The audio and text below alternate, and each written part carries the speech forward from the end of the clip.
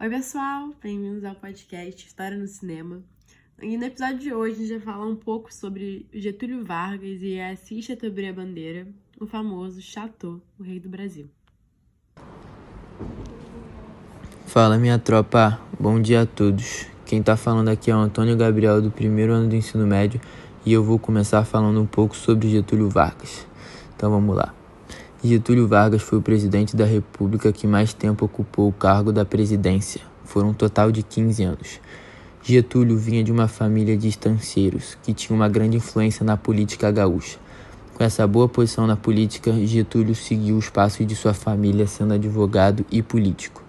O período em que Vargas estava na presidência de nosso país ficou conhecido como a Era Vargas. Foi um período que se dividiu em 3 fases: no governo provisório, no governo constitucional e o Estado Novo. As marcantes ações dele em seu governo foram a centralização do poder, a exigência de política trabalhista, a capacidade de negociação e o reforço da propaganda política em ajuda do governo. Mas agora vamos chamar Guilherme Fontes, que dirigiu o filme Chateau, o Rei do Brasil, que possui uma relação com Getúlio Vargas, e vou deixar que ele possa explicar essa relação da obra com o ex-presidente Vargas. Bem-vindo, Guilherme Fontes.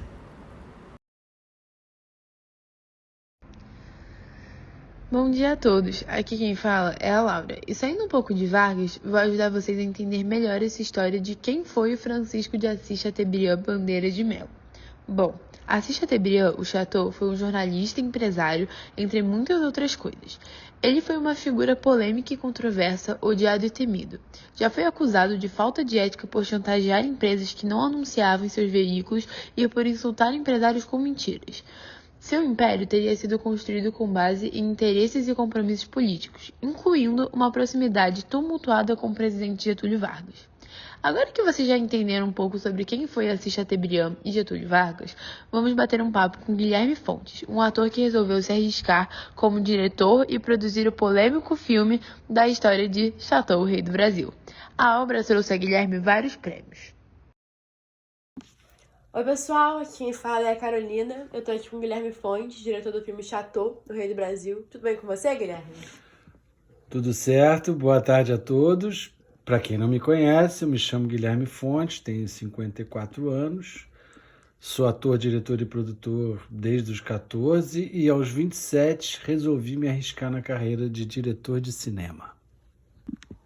Guilherme, de início eu gostaria de te perguntar quando foi que surgiu a ideia de se produzir um filme sobre um assunto tão polêmico como a vida de Assis Chateaubriand?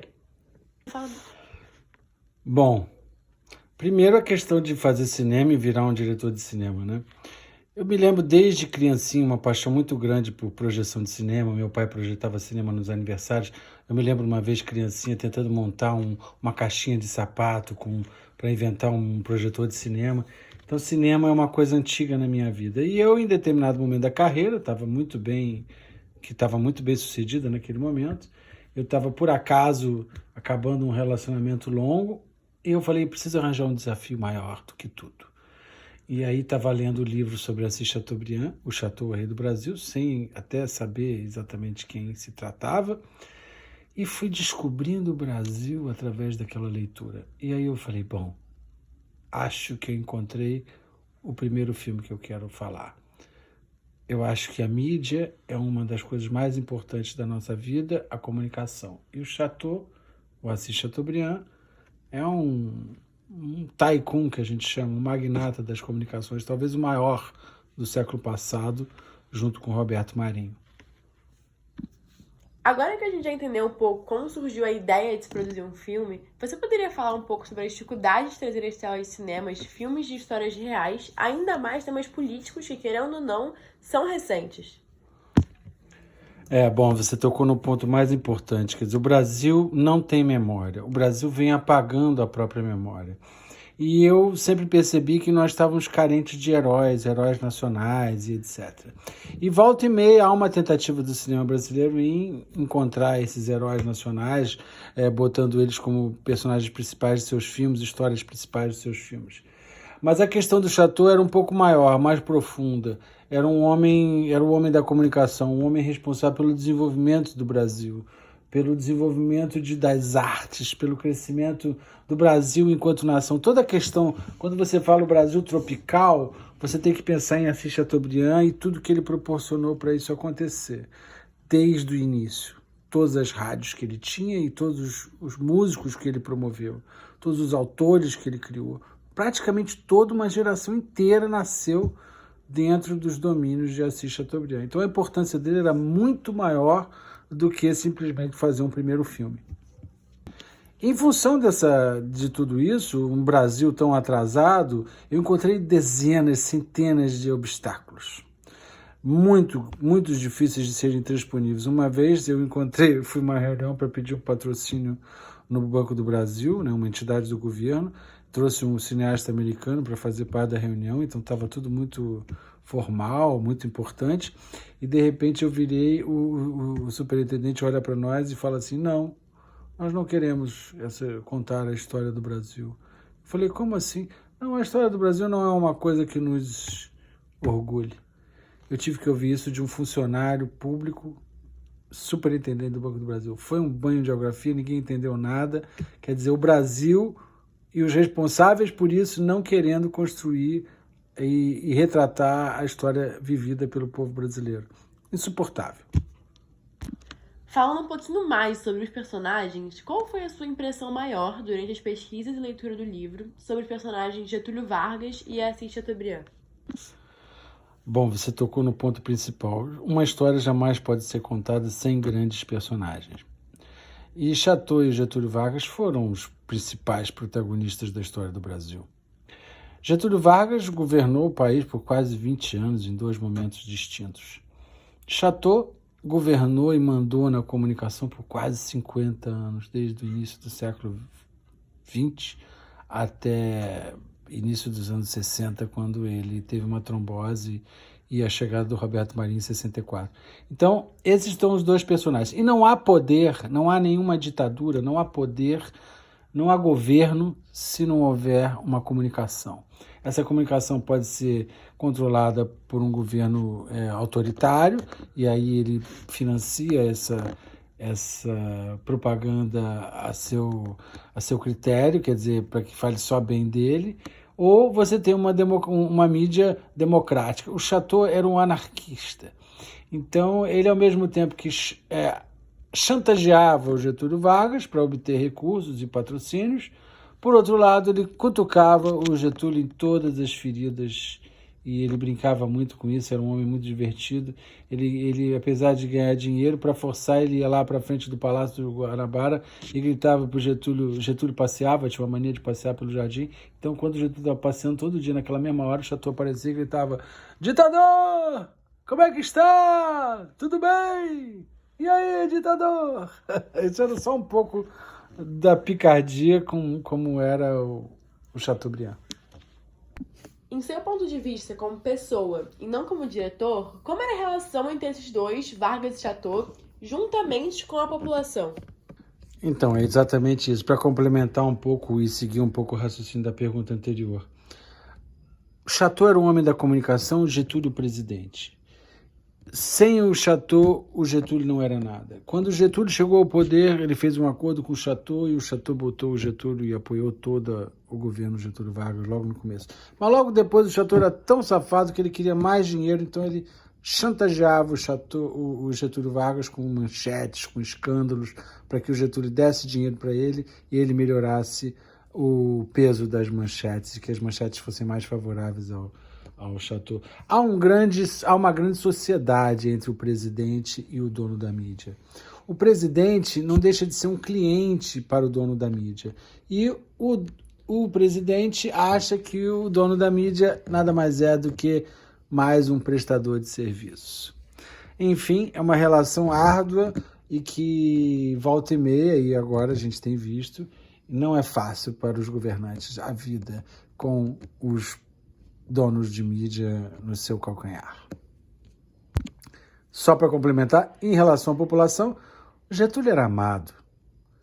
Chateau, ao mesmo tempo que colocava ele na mídia como um grande homem, enfim, com todas as reformas que ele promoveu, Por outro lado, Chateau também era responsável por colocar os momentos mais negros e tenebrosos, chegando ao ponto de levá-lo ao suicídio. No final, ele se mata e boa parte dessa responsabilidade foi por conta da pressão da mídia. E uma curiosidade mais divertida de tudo, que além deles disputarem poder, dinheiro e tudo, eles disputaram a mesma mulher, o coração da mesma mulher. Isso é muito curioso. Essa mesma mulher, ela confirma no meu filme, nas minhas pesquisas, que ela teve um caso com o Chateau. Mas com o Getúlio ela não confirma. Mas a gente sabe que teve, nos livros do Getúlio, ela aparece. Guilherme, há um tempo atrás, a Cinemateca Brasileira, que se localizava em São Paulo, pegou fogo. E com isso surgiu um debate muito interessante e importante sobre a desvalorização das produções brasileiras. Na sua opinião, os filmes nacionais são realmente desvalorizados? Olha, são duas questões. Uma coisa é a memória nacional e nos arquivos nacionais e o descaso e o mau condicionamento, o mau arquivamento dessa memória nacional em película, em filmes, em histórias. Enfim, tudo isso é muito triste. Era uma morte anunciada. Isso parece até de propósito. Não é a primeira vez que uma cinemateca pega fogo, não é a primeira vez que um museu pega fogo. Volta e meia a gente vê o descaso do poder do governo com a memória e com os arquivos nacionais. Em relação ao descaso, em relação aos filmes nacionais, ela é antiga, quer dizer, a dominação dos filmes estrangeiros, a dominação das salas de cinema, durante muito tempo a falta de investimentos no cinema nacional, que colocou a qualidade do cinema nacional muito longe da qualidade internacional. Hoje não, graças a Deus, hoje a gente tem filmes com qualidade internacional. Mas isso não muda a ocupação das salas. A ideia dos filmes nacionais e filmes históricos nacionais é que são diferentes. Já que você tocou nesse ponto sobre os filmes históricos, para encerrar as perguntas, gostaríamos que você falasse um pouco sobre a importância nacional que é trazer filmes sobre a história do Brasil às telas dos grandes cinemas. Os filmes históricos são fundamentais para a nossa cultura. O histórico de sucesso dos filmes nacionais na história do cinema brasileiro é enorme, né? Você tem grandes filmes que retrataram vários momentos da história brasileira. Quando você retrata personagens históricos de importância no cinema, você está dando oportunidade a uma população como a nossa de conhecer a história dos seus antepassados, da história do Brasil, para uma população que absolutamente não lê, não consegue ler. Então, quando você traz o audiovisual, é uma oportunidade maior ainda para que a população possa ter acesso de fato ao que aconteceu na história do Brasil. Sem conhecer a história do Brasil, nós não iremos para frente, não teremos progresso. Então, esses personagens são fundamentais, tanto na construção dos nossos heróis, quanto na memória e no futuro que a gente deseja. Então fechou, Guilherme. Muito obrigada por ter aceitado participar do nosso podcast. Obrigada pelas palavras e tudo mais. Muito obrigada.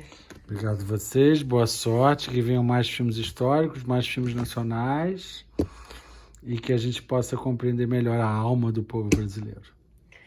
Então é isso, pessoal. Assim a gente encerra o nosso podcast de História e Cinema de hoje. E até o próximo.